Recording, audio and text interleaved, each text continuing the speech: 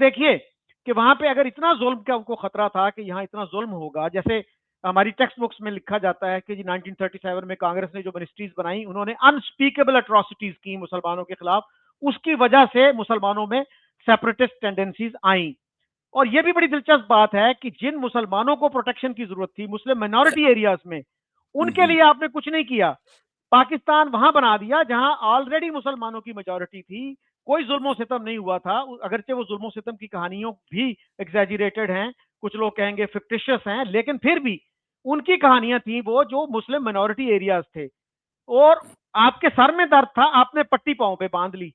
जिना साहब से सर पूछा गया कानपुर में 1941 में कि ये जो मुसलमान हैं इंडिया के माइनॉरिटी एरियाज में, मुस्लिम माइनॉरिटी, उनका क्या होगा।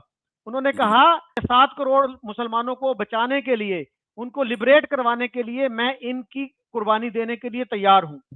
30 मार्च 1941 की बात है। जिन्ना साहब ने कहा कि जब स्टूडेंट्स ने कहा कि जिन्ना साहब आप ये जो पाकिस्तान बना रहे हैं ये तो पहले से ही मुस्लिम मेजॉरिटी एरियाज में हैं, तो हम जो मुसलमान जो हिंदू मेजॉरिटी एरियाज में हिंदुस्तान भर में फैले हुए हैं हमारा क्या बनेगा।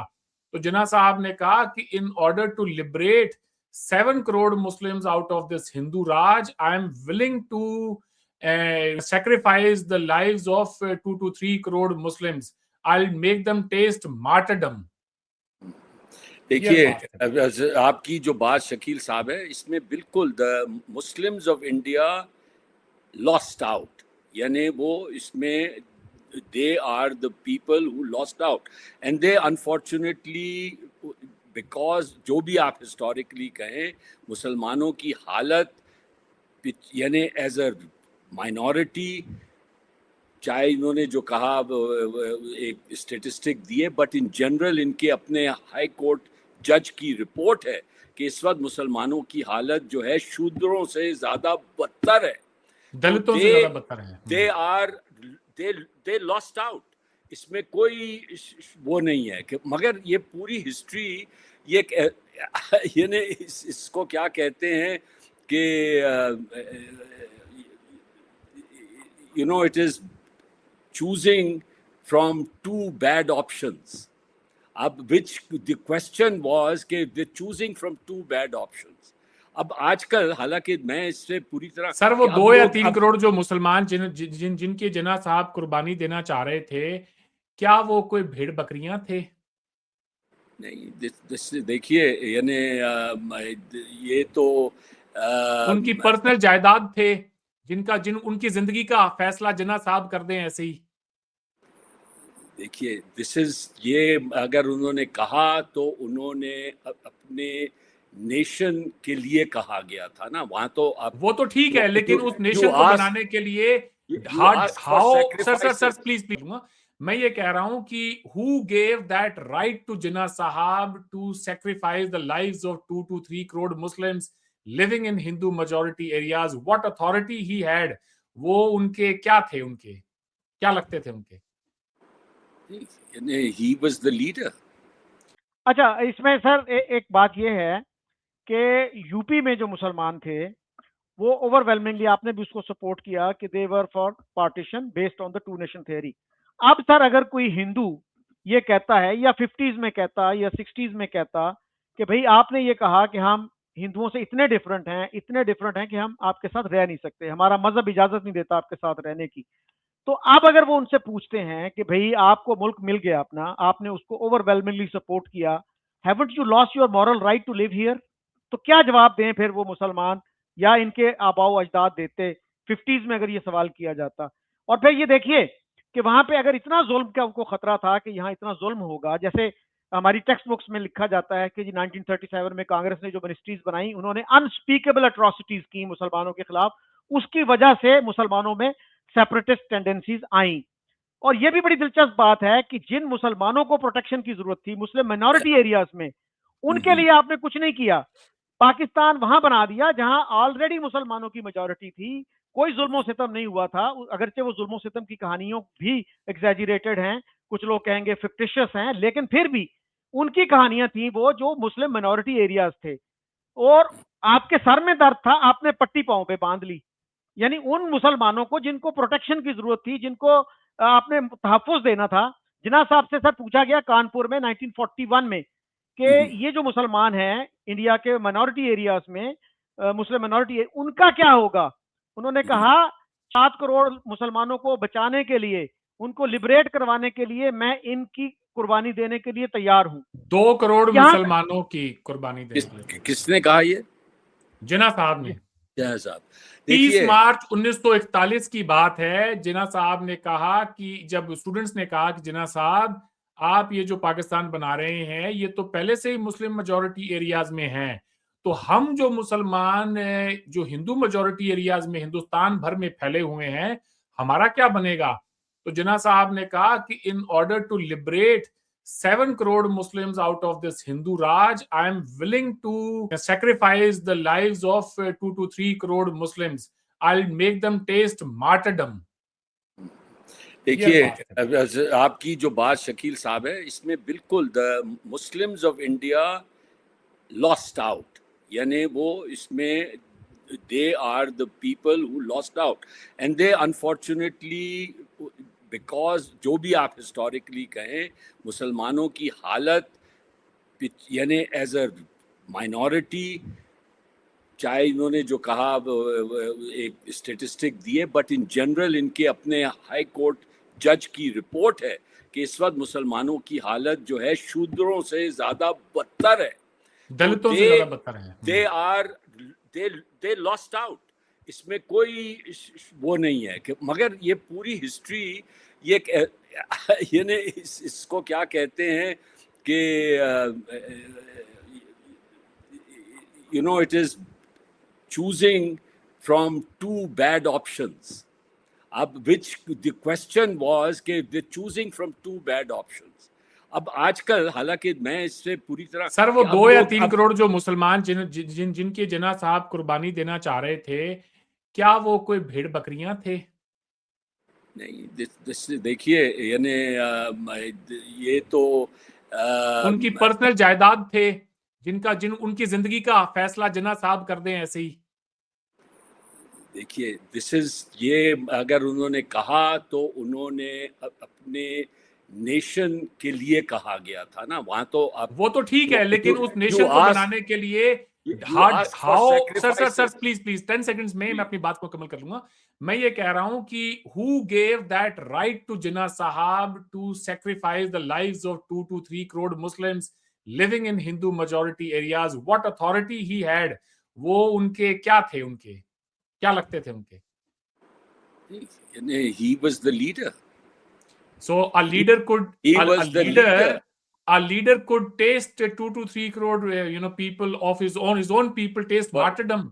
आप तो एक बात कौम का जो बड़ा होता है, कौम का जो बड़ा होता है उसको तो सर प्लीज बात सुने, कौम का जो बड़ा होता है उसे तो चाहिए कि वो तमाम बच्चों को साथ में लेकर चले।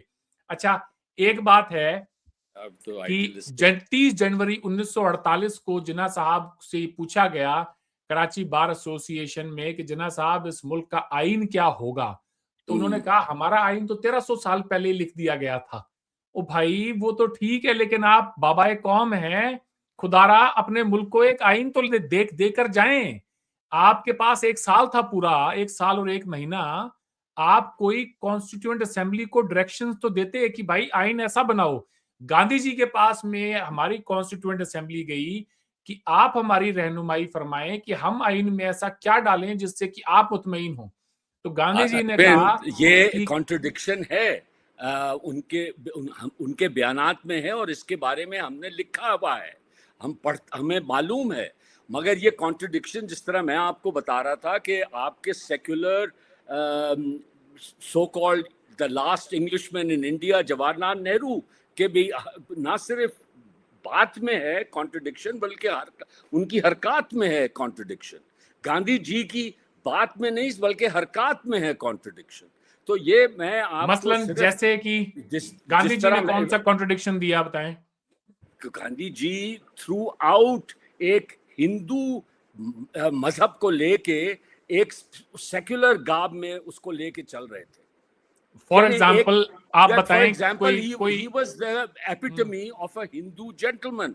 in his चले ये dressing, तो आपकी in his स्टेटमेंट होगी living, ना, उनका in कोई his पॉलिसी, कोई and एक्शन becoming the बताएं pandit. जिससे कि नहीं तो मुझे शरियार साहब कोई बताइए, पॉलिसी या कोई एक्शन बताएं जिसको मैं नहीं हिस्टोरिकल बुक्स में जाके महज एक भाई, इल्जाम की बुनियाद तक नहीं, जिसको मैं आप कोट कर सकते हो कि वह उनकी ये कोर्ट बात का बड़ी बुरी थी। खिलाफत मूवमेंट को देख लें, उनकी सपोर्ट खिलाफत मूवमेंट की जो है, it is a worst kind of politics. चले वो तो मुसलमानों के फेवर में जाती है, नहीं फेवर में नहीं हिंदुओं को जाती, क्या दे दिया क्योंकि उन्होंने? मुसलमान अब उभर रहे थे अपने आप उस वक्त मॉडर्निटी में। उन्होंने जो पॉलिटिक्स खेली वो बिल्कुल ही तो आप यानी ये कह रहे हैं बरक्स कि थी। गांधी जी के खिलाफत मूवमेंट को सपोर्ट करने की वजह से हिंदुस्तान का मुसलमान बैकवर्ड हो गया? नहीं बैकवर्ड नहीं हुआ, उन्होंने पॉलिटिक्स खेली, उसके बाद जो अमेरिका में हुआ वो तो उस एक वजह से कोई बैकवर्ड नहीं होता। मेरा मतलब ये कि ही वाज प्लेइंग पॉलिटिक्स। तो मैं आपको ये बताना चाह रहा हूं कि इस तो अगर तरह वो ना करते तो मुसलमान ने तो वैसे ही विड्रॉ किया हुआ था अपने आप को इंडियन इंडिपेंडेंस मूवमेंट से। मुस्लिम लीग ने, जिस तरह से आप बता रहे हैं, एक रात नहीं काटी जेल में उन्होंने अंग्रेज की, कोई मास एजिटेशन। सर आपको मैं एक बात बताऊं, शायद आपको चाहिए कि इंसान को अनलर्न करना जो होता है ना, वो बड़ा मुश्किल काम होता है। लर्निंग इज ऑल एनीवेज बड़ा, वो भी बड़ा मुश्किल, लेकिन अनलर्न करना उससे भी मुश्किल है। ऐसा है कि इंडिया के अंदर जो मास एजिटेशन की जो मूवमेंट्स थी वो गांधी जी के आने के बाद शुरू हुई।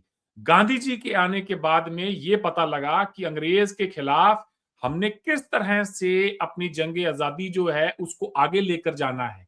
अगर हमने जीतना है और अपने लोगों की जान और माल का तहफ्फुज भी करना है। गांधी जी देखें, एक ऐसे वक्त में कि जब दुनिया भर के अंदर जो है एक मुल्क दूसरे मुल्क को शक की नजर से देख रहा है, एक लीडर दूसरे लीडर को शक की जो है नजर से देख रहा है, और करोड़ों में लोग मार रहे हैं, मर चुके हैं, वर्ल्ड वॉर चल रहे हैं, 2 वर्ल्ड वॉर देखे गांधी जी ने अपनी आंखों से। उस वक्त गांधी जी को क्या करना चाहिए था? अगर वो लीडर होते उस तरह के पॉपुलिस्ट लीडर जैसे कि होते हैं। जिन्ना साहब ने तो कभी टोपी नहीं पहनी थी, कभी अचकन पहन के और वो नहीं निकले थे। वो तो लाहौर रेजोल्यूशन पेश किया है, उसके बाद में उन्होंने अपना नया रूप धारा है। उससे पहले तो वो कुछ और ही थे, एक इंग्लिशमैन स्टाइल वो जो कपड़े पहनते थे। गांधी जी ने हमें बताया कि कैसे एक अनपॉपुलर आइडिया पीस का, उस वक्त बहुत अनपॉपुलर आइडिया था, this was not a popular idea of peace. अगर पॉपुलर आइडिया होता तो वर्ल्ड वॉर नहीं हो रहे होते। अनपॉपुलर आइडिया था पीस का। तो Gandhi ji was a man who popularised the idea of non violence and peace in this world. The world remembers Gandhi for that, for his courage. The world remembers Gandhi for authoring numerous books, right, giving so much food to the You don't brain. have to you don't have to we fully agree मैं ये with पूछ रहा गांधी हूं, जी। कायदे ये आजम आप ने तो जिंदगी हम में मानते हैं भाई, एक हम ऐसे ये तक नहीं मानते हैं लिखा कि था। गांधी जी की स्ट्रगल थी for independence of India, and it was a he led a popular movement. But by the same token, when cabinet mission plan पे इन्होंने प्रेस कॉन्फ्रेंस की जवाहरलाल नेहरू ने, और ये सबसे अहम बात की कि जब हम मेजॉरिटी में होंगे तो उसके बाद ये सब बदल सकते हैं। तो उस वक्त जिन्ना साहब ने डायरेक्ट एक्शन का कहा, एंड डायरेक्ट एक्शन जो था दैट वाज सरप्राइज्ड एवरीबॉडी। एक दफा फिर से सर, एक सेकंड रुकें, मैं आपसे कुछ सीखने की कोशिश कर रहा हूं यहां पर, और हमारे ऑडियंस भी सीखेंगे, चौधरी साहब भी सीखेंगे। डायरेक्ट एक्शन डे के बारे में आप बता रहे हैं, जरा बताएं क्या वजूहात थी जिसके चलते डायरेक्ट एक्शन डे की कॉल दी? डायरेक्ट एक्शन ये था कि एक तरफ हम मुहाफत एक यानी रिकंसिलिएशन की तरफ जा रहे थे, और और दोनों कांग्रेस और इन्होंने माना कि ये कैबिनेट मिशन पे हमारा एग्रीमेंट है। और अगले दिन नेहरू साहब ने एक प्रेस कॉन्फ्रेंस कर दी जिसके अंदर उन्होंने ये बम छोड़ दिया कि जी ये तो हम जो मानते हैं अभी वो अगले दिन हम ना मान सकते जब हमारी हुकूमत होगी। तो उस वक्त ये लग गया पता हमारे लीडर जिन्ना साहब को कि ये अनट्रस्टवर्दी पार्टनर्स हैं, इनके साथ हम ना बात कर सकते हैं ना आगे बढ़ सकते हैं। तो सर ऐसा है एक्शन जो था, जिसको अब सबसे बड़ा मैं आपको कोट कर सकता हूं, आप ही के लीडर मौलाना आजाद और इसके बाद नेहरू साहब ने भी कहा है कि that was atypical of Jinnah Sahab. जिन्ना साहब No, की जिन्ना साहब, पॉलिटिक्स सर, ऐसा है। में एजिटेशन नहीं थी, मगर it was atypical, but that clinched the deal. That was the I would like to final quote day. Jinnah Sahab here. जी. I would like to quote Jinnah Sahab here in his address to the All India Muslim League Council on 6th of June 1947. Jinnah made it crystal clear that accepting the cabinet mission plan did not mean abandoning Pakistan. He said, and I quote, "Acceptance of the mission's proposal was not the end of our struggle for Pakistan. We should continue until Pakistan is achieved." Cabinet mission plan के अंदर doctor Ishtiyaq की एक जो किताब है, मैं recommend करूंगा वो भी जरा आप पढ़ें, कि जो ग्रुपिंग्स की गई थी उन ग्रुपिंग्स में एक क्लॉज ये भी था कि आप अपना जो आपकी रिलेशनशिप है with the union of India, that also you can revisit in 10 years time. Jinnah Sahab accepted this proposal when he says that, you know, that accepting the cabinet mission plan does not mean abandoning Pakistan. So what, अगर वो 10 सालों बाद में वो ये कहते हैं कि now we would like to leave the Union of India, that was also a clause that Congress decided to object to, because कोई भी country, एक कोई भी modern day nation state ये clause अपने constitution में डाल ही नहीं सकता. They cannot have the state hanging by a thread कि ये जो groupings हैं जितनी भी बनी हुई हैं, if they want to be independent after 10 years, they can go their way. No country would accept that, which is why Congress felt कि हमें ये proposal decline करना चाहिए, and rightly so, sir. The fact that we have kept India sorry, united- Congress ने decline नहीं किया, आपकी history गलत है. कांग्रेस तो मान गई कैबिनेट मिशन प्लान को, दे अप्रूव्ड. ये सिर्फ एक प्रेस कॉन्फ्रेंस, जिस प्रेस कॉन्फ्रेंस की आप बात कर रहे हैं वो जुलाई के himself. महीने में नेहरू ने दी थी. डायरेक्ट एक्शन डे 16 अगस्त को हुआ है. नहीं सुनिए, यानी पहले कांग्रेस ने माना है कैबिनेट मिशन प्लान को, फिर मुस्लिम लीग ने माना है, फिर नेहरू साहब ने उसे सैबोटाज किया है, और फिर डायरेक्ट एक्शन हुआ है. ये है. अच्छा, शकील साहब. हाँ, अच्छा, इसमें शहरियार साहब बात ये है कि जिन्ना साहब ने ये समझ लिया कि जी नेहरू जो है वो he is reneging on his commitment, समझ आ गई, तो वो कह देते कि भाई मैं भी इसको अब नहीं मानता. तो उन्होंने direct action day, contrary to his all his life philosophy, कि मैं कॉन्स्टिट्यूशनलिज्म पे यकीन रखता हूं. तो भाई आप डायरेक्ट एक्शन की क्या जरूरत थी? आप आराम से कह देते कि भाई मैं नहीं मानता, नेहरू नहीं मानता, मैं भी नहीं मानता. तो सर डायरेक्ट एक्शन जो अंग्रेजों के खिलाफ था या हिंदुओं के खिलाफ था? आप देखिए कलकत्ता में, सर कलकत्ता में one of the worst massacres in human history, 3 दिन के अंदर अंदर जो है कितने 5000 6000 लोग मारे गए, और उससे फिर चेन रिएक्शन शुरू हुआ बिहार में, फिर नोआखली में, फिर पंजाब में फसादात शुरू हुए. तो क्या अचीव किया उन्होंने डायरेक्ट एक्शन से? आप आराम से कह देते कि भाई नेहरू नहीं मानता, मैं भी नहीं मानता. नहीं, ऐसे नहीं होता. आप इसको बैठ के यहाँ पे सेकंड गेस तो हम कर सकते हैं उस वक्त के पॉलिटिक्स क्या थी. यानी हकीकत डायरेक्ट एक्शन की ये है कि उसके बाद पाकिस्तान की हकीकत बन गया, और उसकी वजह से कांग्रेस को पाकिस्तान मानना पड़ा. ये डायरेक्ट एक्शन जो था उसके बगैर पाकिस्तान, यानी it showed the seriousness of Muslim League and Jinnah Sahab, that this was no matter of negotiation any longer. This is our demand irrespective. And वो माननी पड़ी बात. तो इसलिए देखिए, आप और हम यहाँ बैठ के आर्म चेयर पे एक somebody जो historically direct action has been shows the complete determination to create the country. तो आप उसको you cannot second guess that. Sir, how could India accept a weak central government and then expect that to keep that state united? Why don't you have a weak central government and have more provincial autonomy?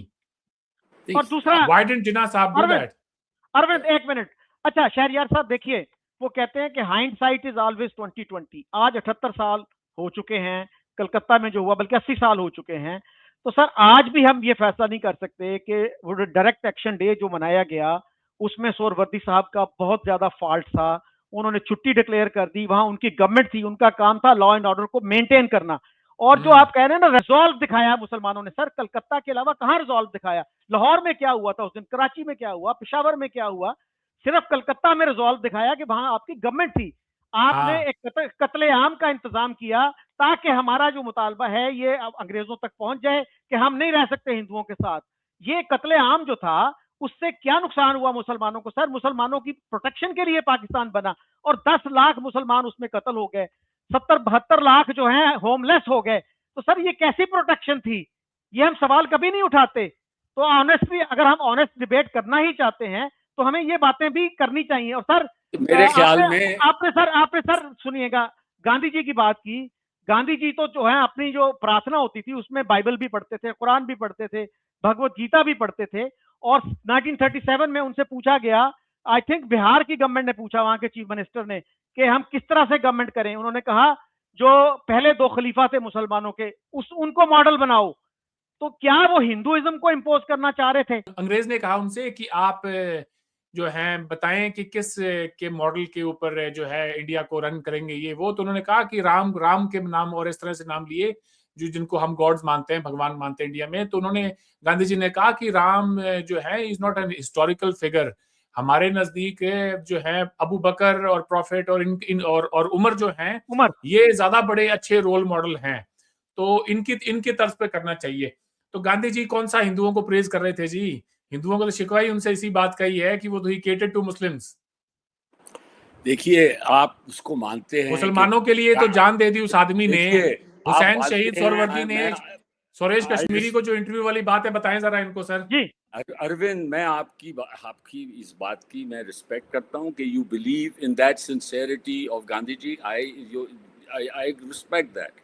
The fact of the matter was that the Muslim League and the Muslims did not believe that he was sincere. जिन्ना साहब ने मेरी बात तो सुन लें।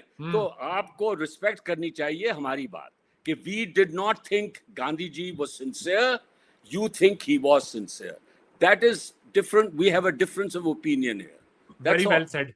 Sir whatever I say और you say उससे ज्यादा matter करता है हुसैन शहीद सोहरावर्दी क्या समझते हैं। वो चीफ मिनिस्टर भी थे बंगाल के और उन दंगों के बाद में उन्होंने अपना ज्यादातर वक्त गांधी जी के साथ बिताया। चौधरी साहब बताएं, मैं कहूंगा तो लगे कोई इंडियन कह रहा है जी। अच्छा सर, शोरश कश्मीरी जो लाहौर के बड़े मशहूर जर्नलिस्ट थे, उन्होंने किताब लिखी है सोहरावर्दी पे। उसमें वो कहते हैं कि हम उनको बाबा कहते थे और वो मेरे बड़े बुजुर्ग दोस्त थे। तो एक दफा मुझे कहने लगे कि मेरी 2 ख्वाहिशात हैं। मैंने कहा जी बताइए। पहले तो उन्होंने टाल मटोल की, मैंने इसरार किया, कहते हैं मेरी ये ख्वाहिश है कि मैं पाकिस्तान का वजीर आजम बनूं। उन्होंने कहा जी दूसरी ख्वाहिश, फिर वही टाल मटोल, मैंने इसरार किया, कहते हैं दूसरी मेरी ख्वाहिश ये है कि मैं एक जलसा आम में बतौर वजीर आजम गांधी की वो तस्वीर अपने अवाम को दिखा सकूं जो हम अपनी सियासी एक्सपीडियंसीज की वजह से अवाम से छुपाते रहे हैं। तो कहते हैं शोरश के, मैंने कहा कि आप क्या गांधी जी की अजमत के कायल हो गए थे, उनकी ग्रेटनेस को मानने लगे थे? उसने कहा हाँ, उस शख्स के सीने में एक ऋषि का दिल था। और ये हमारा एक one of the founding fathers कह रहे हैं, और जिन्होंने वो फसाद बर्पा किया था और बाद में अपनी गलती तस्लीम भी की उन्होंने, गांधी जी के साथ मिलकर फिर अमन बहाल करने की भी कोशिश की। और सर कलकत्ता के जो राइट्स थे ना, उनको देखिएगा कि किस तरह से जो है उसको फैसिलिटेट किया गया। Star of India Muslim league का, सर मैं आपको बता दूं, star of India Muslim league का माउथ पीस था, बहुत बड़ा न्यूज़पेपर था कलकत्ता के अंदर। उसने जो है ऐसे ऐसे प्रोवोकेटिव स्पीचेस छापी अपने न्यूज़पेपर में, लोगों को उकसाया, मजहब के नाम पर इश्तियाल दिलाया और ये कहा कि है मुसलमानों, ये जंगे बदर का वो पाक महीना है जब 313 न जाने कितने पे गालिब हुए, बाहर निकलो और जो है ये काम करो फसादात का और सारा। तो सर कंप्लिसिट थी मुस्लिम लीग की गवर्नमेंट उन राइट्स को जो है करने में।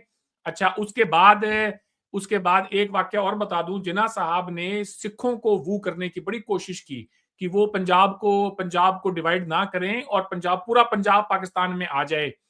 तो शॉर्ट की मैं बात रखते हुए माउंटबेटन भी मौजूद थे वहां पे, महाराजा पटियाला भी थे, मलिक हरदीप सिंह भी थे, and their other Sikh leaders as well. तो वहां पर जिन्ना साहब से पूछा गया कि जिन्ना साहब, आपके इस पाकिस्तान में हमारी हैसियत क्या होगी? कल को अगर हमारे ऊपर कोई आफत आ गई तो हम तो माइनॉरिटी होंगे। तो जिन्ना साहब ने कहा, my friend, in Pakistan my word will be next to the word of Allah. Nobody dares to go back on it. वो नहीं होने वाला है.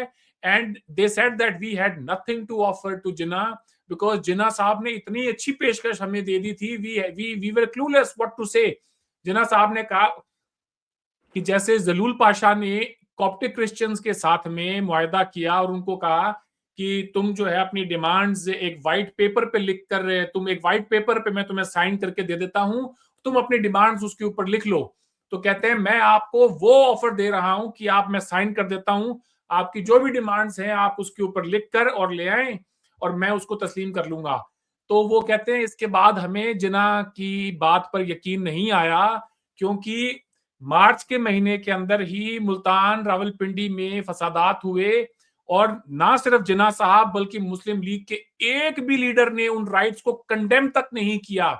जिन्ना साहब ने और एक भी लीगी ने आज तक बंगाल में जो फसादात हुए उनको कभी कंडेम नहीं किया. Never ever. Sir, communal riots का आगाज इस खित्ते के अंदर मुस्लिम लीग ने किया. नहीं, ये वो इसलिए किया नहीं है. ये कम्युनल राइट्स जो है ये 150 साल पहले से हो रहे थे. मैं ये कह रहा हूं कि मॉडर्न डे हिस्ट्री की मैं बात कर रहा हूं कि ये जो इंडिपेंडेंट इंडिया के अंदर जब हम आजादी की लड़ाई लड़ रहे थे, जब हमें शाना बशाना एक दूसरे के साथ में अंग्रेज से लड़ना चाहिए था, उस वक्त पे कम्युनल राइट्स का आगाज मुस्लिम लीगियों ने किया. नहीं, कम्युनल राइट्स क्या मतलब? आप तो उसको कम्युनल, पाकिस्तान को कम्युनल वेंचर कहते ही हैं. तो यानी आपका जो यानी द क्वेश्चन इज कि जब आप अपने एक मुल्क को बनाने के लिए लड़ रहे हैं तो लड़ाई में यानी पॉलिटिक्स में ये ऑल ऑफ दिस इज ये जायज है. मैं आता हूँ जो आपने क्या बात ये समझते हैं गांधी जी की मन भरत की जो बात की, यानी उनके फास्ट एंड टू, हम उसकी कदर करते हैं. यानी ये नहीं हम उसको मानते हैं ही नो मैन इट वाज, ये उसकी कदर करते हैं हम. और कोई नहीं उसको कहता कि ये गलत था. He genuinely was disturbed by the killings. And हमारे एक दोस्त हैं जफर अहमद साहब, कराची में रहते हैं और काफी उम्र हो चली है उनकी. वो एक वाकया बताते होते हैं.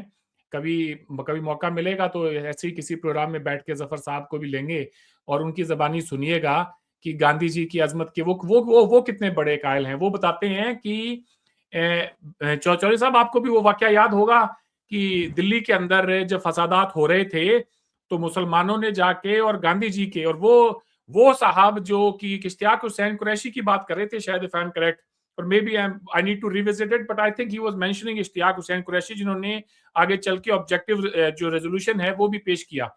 He was also one of the signatories on it. वो कहते हैं कि वो गए गांधी जी के पास में और कहते हैं कि गांधी जी आप चलें और ये राइट्स रुकवा दें प्लीज. तो गांधी जी ने कहा कि वो आपको क्या लगता है मेरी बात मान लेंगे? तो वो कहते हैं जी आपकी बात मान लेंगे. तो गांधी जी ने वो कोई दिल्ली का जो पुराना किला है उसके अंदर जाके and he saved the lives of thousands and thousands of Muslims who were trying to migrate to Pakistan. Pakistan बन चुका था 3 जून के पार्टीशन प्लान के बाद. उसके बाद हिंदुओं सिखों को पाकिस्तान से निकालने की क्या जरूरत थी आपको? उसके रिएक्शन में इंडियन पंजाब में जो मुसलमान जो है जो पाकिस्तान हिजरत कर रहा था उनका कत्ल किया गया. उसके रिएक्शन में किया गया और ज्यादा मुसलमानों की जाने गई है पार्टीशन राइट्स में बनस्बत हिंदुओं और सिखों के. आपके ये again this is a partisan argument. देखिए ये not at all. Doctor Ishtiaq ने अपनी किताब the Punjab bloodied partition and cleansed के अंदर ये पूरा डॉक्यूमेंट्री एविडेंस दिया. चौधरी साहब बताएं. नहीं जी शहरियार साहब, ये तो एक हकीकत है कि 1947 में मार्च में रावलपिंडी में फसादात शुरू हो गए थे और कहूटा में one of the worst incidents happened in Kahuta. और फ्रीडम एट मिडनाइट जो किसी इंडियन ने नहीं लिखी, it is the most famous book, most popular book on the partition of India. उसमें देख लीजिएगा कितने हिंदुओं सिखों को मौत के घाट उतारा गया और मुस्लिम लीग के किसी टॉप लीडर ने वहां विजिट नहीं किया. माउंट बैटन गया वहां पे. आप अंदाजा कीजिए कि कहूटा में माउंट बैटन विजिटेड कहूटा और he was horrified what he saw. तो सर ये हमें हिस्ट्री जो है ना, this was an incredible mismanagement by the British, incredible, and maybe this was deliberate, but the fact is कि दोनों तरफ ये हुआ, इसमें कोई शक नहीं है। कोई, मैं भी नहीं कह रहा कि दोनों तरफ ये नहीं हुआ। दोनों तरफ हुआ, ये हुआ बिल्कुल। हम ये कह रहे हैं आगाज हुआ, मुस्लिम लीग ने कंडेम क्यों नहीं किया? सर बात ये है, गांधी सर ऐसा है, एक सेकंड शहरयार साहब, अल्लाह का खौफ करें, अपनी जान जो है जोखिम में डाल के नेहरू दंगाइयों के बीच में कूद गया लाठी लेके जनवरी के महीने में दिल्ली में, और डंडा मार मार के उसने ना मुसलमान देखा, ना हिंदू देखा, ना सिख देखा, और उनको अलग किया। लीग की कोई एक लीडर की आप कोई दलील पेश करें जिसने नेहरू जैसा कोई बहादुरी का काम किया हो, बलवाइयों के दंगाइयों के बीच में कूद के अपनी जान की परवाह ना करते हुए और डंडे मार मार के सबको अलग किया हो। That's the sincerity of the leadership. तो मैं आपको सॉरी शहरयार साहब, सॉरी। अच्छा, आप ये कह रहे हैं जिन लोगों ने हमला किया कहूटा पे, बाकी जगहों पे, सिखों पे हमले किए, उनका कोई फॉल्ट नहीं है, और अंग्रेजों का ये फॉल्ट है कि उनकी मिसमैनेजमेंट। नहीं, ये मैं नहीं कह रहा। सर सुन ले, मैं ये नहीं कह रहा, आप जरा समझे तो मैं क्या कह रहा हूँ शकील साहब। सर मेरी गुजारिश सुन लें, एक फिक्रा सिर्फ, मेरी गुजारिश सुन लें। उनकी हुकूमत थी, उनकी पुलिस थी, उनके पास आर्मी थी। मैं आप सीधी बात जरा समझें कि they was an administrative, either an administrative breakdown or deliberately done. Who had the control to manage peace? Whose responsibility was it? It was the responsibility of the British to manage peace. The second thing is कि जो इतनी Hasting में, जिस haste में इन्होंने partition किया है, that too is of, यानी उसको समझने की जरूरत है कि was this pure incompetence or was it again deliberate? कि ये क्यों हुआ? सुनिए, मैं सिर्फ ये कहना चाहता हूँ कि इसका टॉपिक था can India Pakistan relations be improved, if so how. और मैं आपसे गुजारिश करना चाहता हूँ कि ये तो हम ऐसे बात कर रहे हैं कि यू कैन सी एक्चुअली कि अगर पीस एक्टिविस्ट के दरमियान गुफ्तगू ये होगी तो फिर इसका जवाब जो है कि बड़ा अच्छा आपने पॉइंट उठाया है। The answer is no. Let me improve. If so, how? तो if we cannot be by recreating, उसको क्या कहते हैं, मुर्दों को उखेड़ने से ये बात नहीं होगी। अच्छा नहीं, अच्छा एक मिनट। अच्छा शहरयार साहब, आपकी बात जो है मैं समझ गया कि अंग्रेजों का फॉल्ट था, तो सर कलकत्ता का तो ब्लेम है, वो तो फिर मुस्लिम लीग पे कम से कम वहां का डाल दीजिए, उनकी गवर्नमेंट थी, वहां का चीफ मिनिस्टर था। Direct action was a total call to the Muslims to come out. It was a direct. Sir फिर जो देखिए वहां पे जो कत्लो गारत हुई, can you absorb the leadership of the Muslim league from that? अंग्रेजों पे आप डाल रहे हैं, उनका कोई वेस्टेड इंटरेस्ट हमें नजर नहीं आता। तो फसादात, वो ये कहते थे कि यार ये लोग क्रेजी हो गए हैं, एक दूसरे को मार रहे हैं, and we can not do anything. Sir Calcutta की हद तक आप मेरा पॉइंट ऑफ व्यू अगर ले रहे हैं तो मेरा पॉइंट ऑफ व्यू बड़ा सिंपल है कि direct action was an extremely effective and necessary political action. You wanted my opinion, I've just given you my opinion. Thank you. It was an effective and proper, appropriate political response to where this was going. अच्छा sir, ये सिर्फ कलकत्ता में इतना कत्लो गारत क्यों हुआ? लाहौर में नहीं हुआ, पेशावर में नहीं हुआ, कराची में नहीं हुआ? वहां पे गवर्नमेंट थी, गवर्नमेंट की रिस्पॉन्सिबिलिटी को आप एक्सेप्ट करते हैं कि नहीं करते? I'm sure कि they may have looked other way. बिल्कुल हो सकता है। जी अरविंद, आप क्या कह रहे हैं? देखें जी, you can't have both ways. एक तरफ तो आप ये कहें कि अंग्रेज जिम्मेदार था और वो उनकी हुकूमत थी, उनको चाहिए था कि वो ये जो फसादात हुए ये नहीं होने देते, उनको रोकते। और दूसरी तरफ जब अपनी बारी आई कि जब आपने ये कहा कि बताएं जी बंगाल में कौन था जिम्मेदार, तो वहां पे तो हुकूमत थी मुस्लिम लीग की। तो जब आप वहां पर आप ये कह रहे थे कि वो तो बड़ी, that was necessary, so it was necessary to kill 5,000 Hindus to achieve Pakistan. That's what you are saying. And because it was a state, it was a province run by the Muslim League, so you had the power to do that, to do that sort of bloodshed, genocide of Hindus, and then you claim कि यार हमारे साथ जाती we are using big words here, Arvind. Sorry, big words, one-sided. Sir, when the state is you're just complicit, सुने. sir, And when the I'm state sorry, is complicit, आप तो and बिल्कुल, when you आप say, तो as a sir, politician मुझे भी जरा ये मौका बात दें, कर रहे हैं. सर मैं मुझे तो जरा मौका दें. politician, आपने कहा कि possibility, there is a आपकी तो possibility सारी that they मैंने look. गुफ्तगू सुनी है. ये गुफ्तगू is nothing but a court case that you are sir presenting जब against आप ये कहते Pakistan. हैं Yeah, it's कि not a Muslim case. Sorry, it Muslim is not a League, peace there is a activist. possibility that Muslim आप ये League peace looked the other activist कैसे way, बन गए? that मुझे तो means ये they नहीं are समझ आ रही. complicit. नहीं, पीस एक्टिविस्ट कैसे हैं आप? ये विच पीस आर यू? ये कौन सी पीस है जब आप मुर्दे उखेड़ेंगे, जब आप इस तरह की बातें करेंगे, इस तरह के अल्फाज इस्तेमाल करेंगे, तो ये कौन सी पीस है? ये सर आप मैं पीस एक्टिविस्ट तो नहीं है ना? इसका जवाब देता हूं. शकील चौधरी साहब, ये मैंने पीस 15 एक्टिविज्म साल नहीं हो रहा है. सर मैंने 15 साल इसके अंदर बिताए और मैंने एक चीज समझी कि हमारे दरमियान बहुत हमारे जिसको हम फैक्ट्स लेके बैठे हैं, हम ये समझते हैं कि ये है वो फैक्ट्स जिनको हमें जो है सबके सामने लेकर आने की जरूरत है. हमारे फैक्ट्स के अंदर ही बहुत ज्यादा डिफरेंसेस हैं. बहुत सारे लोगों को मैंने ये अब उनको रिविजिट करते हुए देखा है जब वो ये कहते हैं कि भाई फॉर फार टू लॉन्ग जब रियासती बयानियां आपके सर पे चढ़कर बोलने लगे और आपको लगे कि भाई you had all the right things on your side, you did nothing wrong in the creation of your country, that is where things get wrong, that is where things get haywire. अब ये है sir कि social media के आने से और लोगों के इंफॉर्मेशन टेक्नोलॉजी की इस एज से आने से जो सबसे पहला काम ये है कि आए हम रिविजिट करें अपने पास्ट को. हम आप तो मुझे लग honest, रहा है कि आप पास्ट को रिविजिट नहीं कर रहे. यू आर नहीं इंडियन, मैंने इंडियन नैरेटिव है, इट इज बीइंग रिप्रेजेंटेड, उसको आप कह रहे हैं झूमर लगा के और तरीके से प्रेजेंट कर रहे हैं कि maybe this will be effective. यानी no sir, you can not put a झूमर और एज दे से लिपस्टिक. ऐसा है. मैं आपको एक बात बताऊं, मेरा फैक्ट्स जो है ना, फैक्ट्स जो मुझे है, बोलने तो दें क्या सर, मुझे बोलने तो दें प्लीज. फैक्ट्स तो ये है कि इस पूरी चक्कर में एक बहुत हिस्टोरिकल चीज चल रही है. इसमें कोई आप तो ब्लेम डालने पे वो कर रहे हैं. मैं आपसे कह रहा हूं मूव अवे फ्रॉम ब्लेम, आगे बढ़े. मैं अपनी बात कर रहा हूं आज से. since you have addressed me directly, let me confess something to you. आज से कुछ तकरीबन 10 साल पहले मैंने डॉक्टर इश्तियाक अहमद की किताब पढ़ी, the Punjab bloodied partitioned and cleansed. और वो किताब पढ़ी तो उससे पहले थी, लेकिन one day I found him on Facebook, so I sent him a message. वो आज भी उनके पास पड़ा होगा बाय द वे.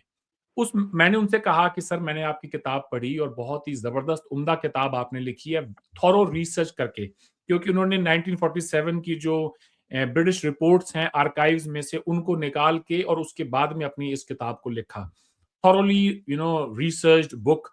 तो वो पढ़ने के बाद में मेरे जहन में बहुत सारे सवाल थे, एक यंग नौजवान के जो होते हैं, मेरे भी जहन में थे. तो मैंने डॉक्टर साहब से ये इल्तिजा की कि डॉक्टर साहब, हमारी जो इंडियन इंडिपेंडेंस मूवमेंट है और आपकी क्रिएशन ऑफ पाकिस्तान मूवमेंट है, क्यों ना हम उसके ऊपर जो है आपकी किताब को ही रोशनी में रखते हुए कुछ फैक्ट्स को लोगों को सामने लेकर आए.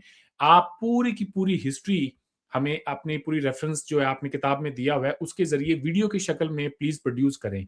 हमने कोई 15-16 घंटे की रिकॉर्डिंग स्टार्ट करी इन 6 parts.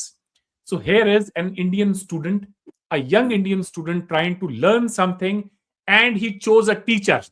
He didn't choose a Hindu, a Sikh from India. He chose a Muslim from Pakistan.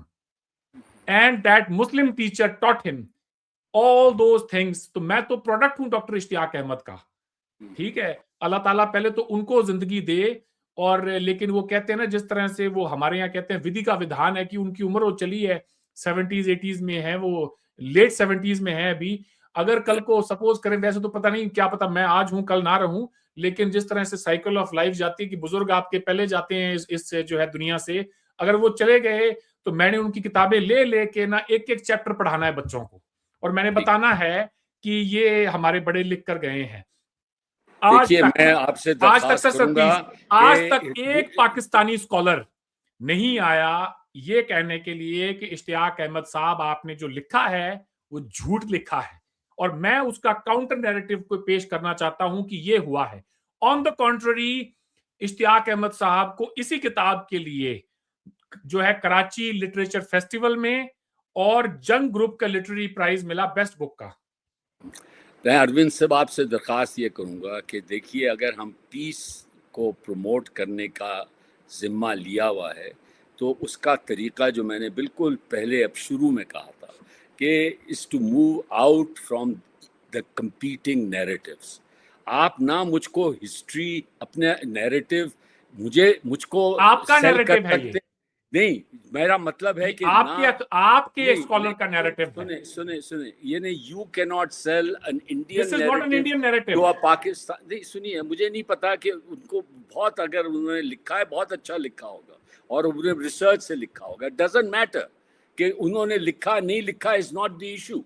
We are not here, you cannot, the Indians cannot convince Pakistan about where they are. Pakistanis cannot convince Indians. मैं Indian narrative पेश नहीं कर रहा, मैंने आपको सिर्फ इतना कहना था। As a peace activist, this is not an Indian narrative, but you're stuck on a narrative. You're stuck. Not at all. And I am saying मैं ये समझता हूँ सर, मैं ये समझता हूँ कि तो अब आप मेरी गुजारिश सुन लें।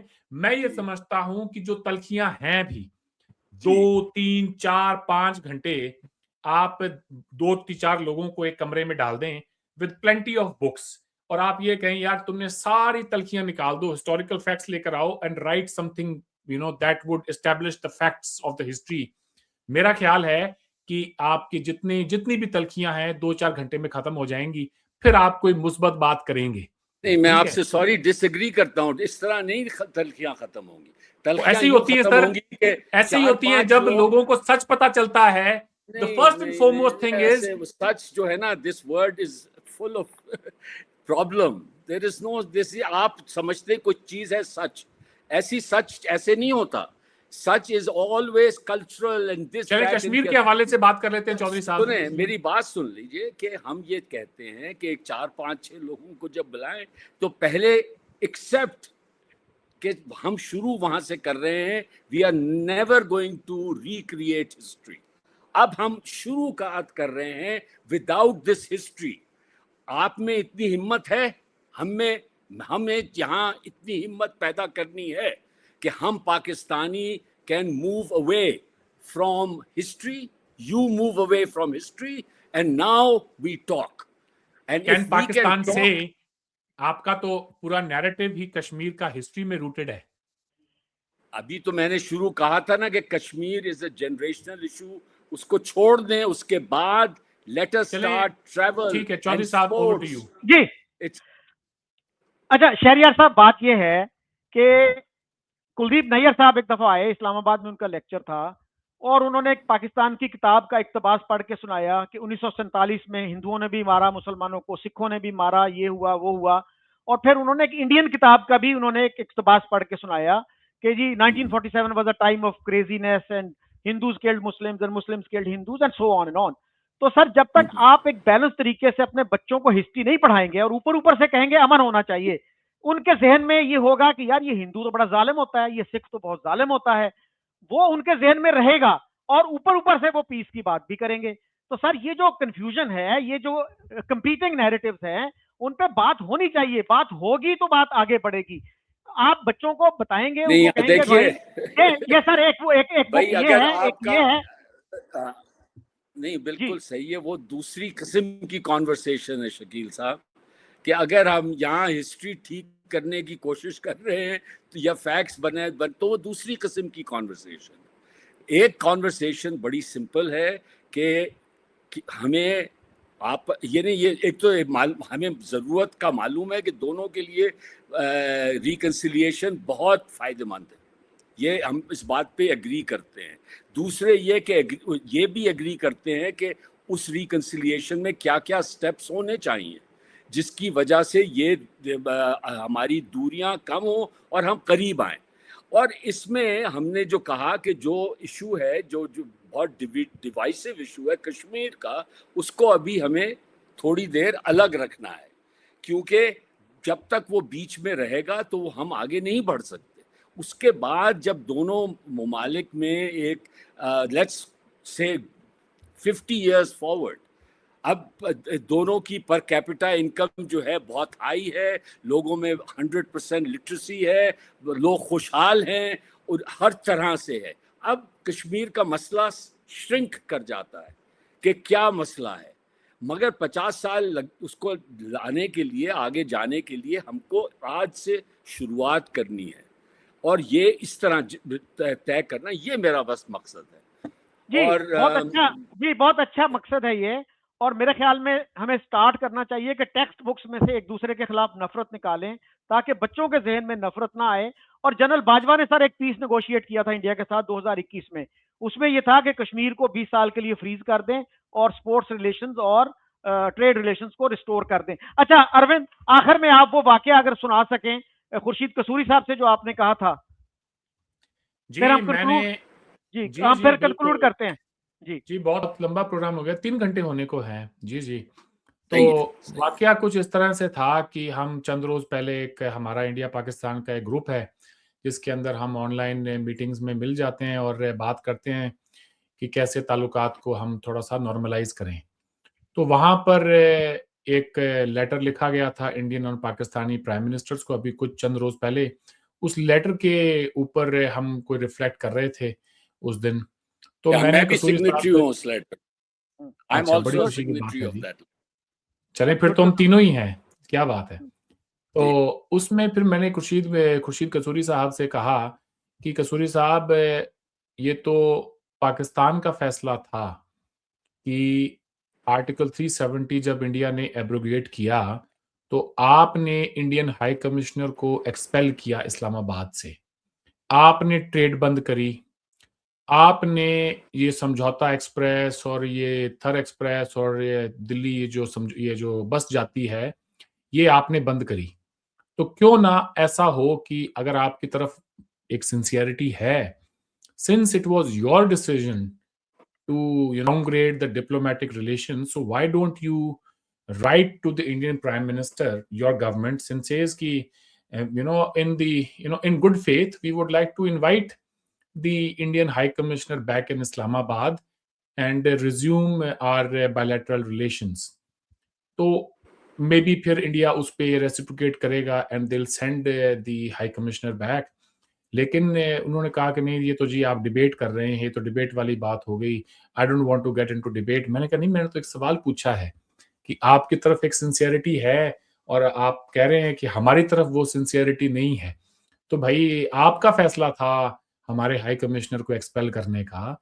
कारगिल के टाइम पर भी, मुंबई के अटैक के टाइम पर भी हमने पाकिस्तान के हाई कमिश्नर को एक्सपेल नहीं किया। हमने आपको मोस्ट फेवर्ड नेशन का स्टेटस दिया, पाकिस्तान ने कभी उसको रेसिप्रोकेट नहीं किया। तो अबाउट टाइम है कि आप अगर सिंसियर हैं पीस के लिए, you make the first move. Well, this is exactly where we get stuck, by who makes the first move. And I personally would say we need both to make the first move. That would Shahryar साहब, क्या अगर शहरियार साहब मैं आपके घर आऊं और आप मुझे घर से निकाल दें, उसके बाद में हम कहें यार हम अपने रिलेशंस कैसे ठीक करें, तो मैं यही कहूंगा कि शहरियार साहब ने निकाला है घर से, अगर शहरियार साहब कहते हैं कि अरविंद इस दफा आओ तो बेटा घर जरूर आना, तो मैं भागा भागा चला जाऊंगा, तो रिलेशन ठीक हो जाएंगे। अब घर से आप निकालें और हम दोनों के ऊपर भी ये जिम्मा डाल दें कि हम अपने रिलेशन ठीक करें, ये तो बात नहीं होगी। नहीं अरविंद, आप मेरे घर आए और मुझे इत्तला आए कि जो हमारा डिस्प्यूटेड वो है उस पर आपने एक कार्रवाई कर दी है जो आपके लिहाज से इर्रेवोकेबल है। तो ये हुआ ना कि आप मेरे घर आए और आप वैसे तो आए, मगर हमें इत्तला मिली कि आपने एक डिस्प्यूटेड हमारा जो लैंड था आपका मेरा, उस पर आपने एक इर्रेवोकेबल, आपने कहा ये तो बस मेरा हो गया, अभी तो डिस्प्यूट था, नहीं कोई डिस्प्यूट, तो अगर मैं तो मेरा हो गया। तो मेरी बात ये है कि उसमें अगर मैं आपसे दरखास्त करूं कि भाई आप प्लीज मेरा घर छोड़ दीजिए इस वक्त, क्योंकि ये तो बहुत ही अजीब सी आपने हरकत की है। अगर मैं एक सीधी बात ये है कि ये it's not a point scoring thing. नहीं बिल्कुल नहीं है। एक सवाल पूछने की जसारत कर सकूं अगर आपसे, जरूर जम्मू कश्मीर के स्पेशल स्टेटस को बाइफरकेट करके स्टेट को और चेंज कर दिया। सर 2019 के 5 अगस्त का ये वाकया है, ये काम तो आप कराची एग्रीमेंट में 1949 में कर चुके हैं, गिलगित बाल्टिस्तान को आजाद कश्मीर, आपका नाम निहाद आजाद कश्मीर, उससे अलग करके। तो आप बाइफरकेट करें एक स्टेट को तो ठीक है, इंडिया 70 साल बाद वो काम कर दे तो कैसे गलत है जी? नहीं, हम तो डिस्प्यूटेड बहरहाल, I mean this is disputed Gilgit Baltistan is sir, please, is Gilgit Baltistan not part of the former Jammu and Kashmir state? जी, तो is Kashmir not part of Pakistan? ये क्या आर्गुमेंट है? नहीं, ये आर्गुमेंट यही है ना कि भाई हम कहते हैं कि Kashmir No, it is not part of Pakistan. It has never been part of Pakistan. No, it is कि you have denied जो कश्मीर, देखिए we are rehashing. Sir, I think you are now. I think you are. Unfortunately, मैं एक चाह रहा हूँ कि sincerity में, honesty में गुफ्तगू हो। आप इसका मामला एक जो खिता है सर, ये प्लीज शकील साहब, प्लीज अगर मुझे कुछ सेकंड दें। शहरयार साहब देखें, ऐसा है कि मैं पूरी ईमानदारी से ये बात आपके सामने पेश कर रहा हूं। एक खिता जम्मू कश्मीर का आपके पास है, एक खिता जम्मू कश्मीर का हमारे पास है। आपके वाला आप ही के पास रहा है पिछले 78 सालों से, और हमारे वाला हमारे ही पास रहा है। सही। आपके वाले जम्मू कश्मीर में जो उसकी जो आप जिसको कह रहे हैं डिस्प्यूटेड टेरिटरी है, वो एक डिस्प्यूटेड टेरिटरी आपके पास है, एक हमारे पास है। गिलगित बाल्टिस्तान उसी जम्मू कश्मीर रियासत की डिस्प्यूटेड टेरिटरी का हिस्सा है, इसीलिए वो आज तक पाकिस्तान ने उसको अपने अंदर जम नहीं किया, ठीक है? वरना 5th प्रोविंस आप बना सकते थे। आपने गिलगित बाल्टिस्तान को 5th प्रोविंस नहीं बनाया क्योंकि वो जम्मू कश्मीर के मसले में वो भी शामिल है। अब ये है कि हिंदुस्तान ने जो खुसूसी हैसियत अपनी तरफ के जम्मू कश्मीर की 5 अगस्त 2019 को तब्दील की, मेरा सिर्फ इतना कहना है वो काम आप कराची एग्रीमेंट 1949 के तहत अपने यहां पर 70 साल पहले कर चुके हैं। आप जिसको एजेके कहते हैं और हम इसको पीओजेके कहते हैं, उसको और जीबी को अलग करके आपके पास कौन सा राइट था?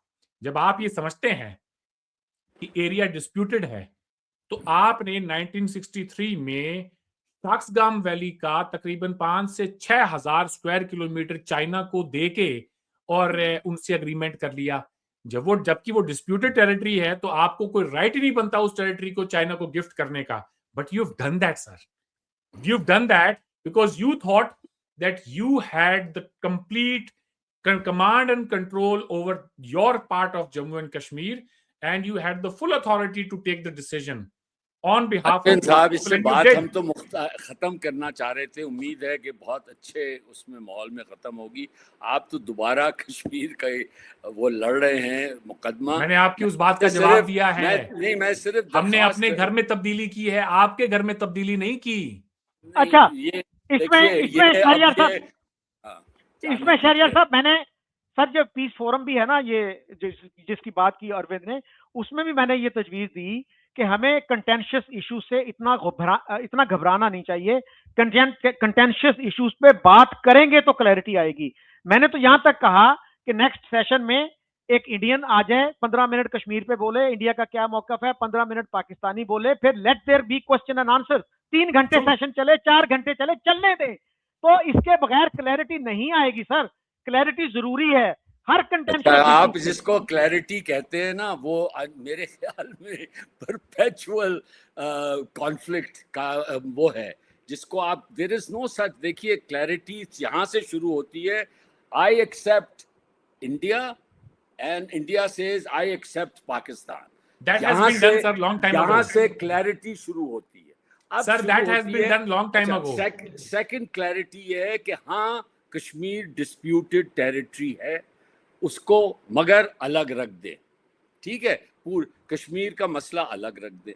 अब क्लैरिटी यहाँ से अब बात शुरू करें कि भाई जिस तरह इन्होंने कहा कि आप इन्होंने एक वो दिया है प्रपोजल कि आप हमारे उसको वापस बुला लें, और मैंने कहा दोनों तरफ। अब यहाँ से बात जरूर हो सकती है कि भाई हम पहले बुलाएं, या दोनों तरफ से कोई बात हो सकती है या नहीं हो सकती, इस पे बात हो सकती है कि भाई how do we move forward. ये बात तो सही है, मगर ये बात कि हम बैठ के, सॉरी शकील साहब, ये एक बहुत ही आइडियलिस्टिक बात जो आप कह रहे हैं, जो चीज़ 75-80 साल में तय नहीं हुई वो 3-4 घंटे में तय नहीं होती, मगर ये हम ज़रूर कर सकते हैं कि ये 70 साल से सबक सीखें और कहें कि अब ये हम थक गए हैं एक ही बात को रिपीट करते हुए 10 दफ़ा, अब हमें आगे बढ़ना है। जी, मेरा ख्याल है कि आपस में अगर हम कम्युनिकेट करेंगे, डिस्कस करेंगे, रिस्पेक्टफुल तरीके से करेंगे, तो उससे उलझनें बढ़ेंगी नहीं, कम होंगी। क्योंकि अगर हम अपने बच्चों को नफरत पढ़ाएं, घर में हम नफरत सिखाएं कि हिंदू बड़ा बुरा है, वो कहें मुसलमान बहुत बुरा है, तो फिर ऊपर ऊपर जो है ना वो लेपा पोती से काम चलेगा नहीं। और वैसे सर 370 पे हमारे कोर कमांडर्स ने सर अगस्त में ही ये कहा था कि हमने तो 370 को कभी माना ही नहीं था। 370 को मानने का मतलब है आपने इंडिया के साथ एक्सेशन कश्मीर की कबूल कर ली, उनका जो मौकफ था। तो लेकिन इमरान खान साहब जो थे वो जरूर से ज्यादा जज्बाती थे, और फिर हमारे एक एम्बेसडर, फॉर्मर एम्बेसडर को भी ये कहना पड़ा, मेजर जनरल थे वो, उनको कहना पड़ा यार मुझे इस कश्मीर पॉलिसी की, इसकी गवर्नमेंट की समझ नहीं आती कि क्या है कश्मीर पॉलिसी। तो Arvind, you want to say anything before we conclude the show? जी, मैं यही कहना चाहूँगा कि हमें जितना कोई ये कहें कि सेंसिटिव से सेंसिटिव हमारे दरमियान कोई इशू हो, हमें उसको चाहिए कि हम फैक्ट्स की रोशनी में बात करें। हम घबराएँ नहीं फैक्ट से।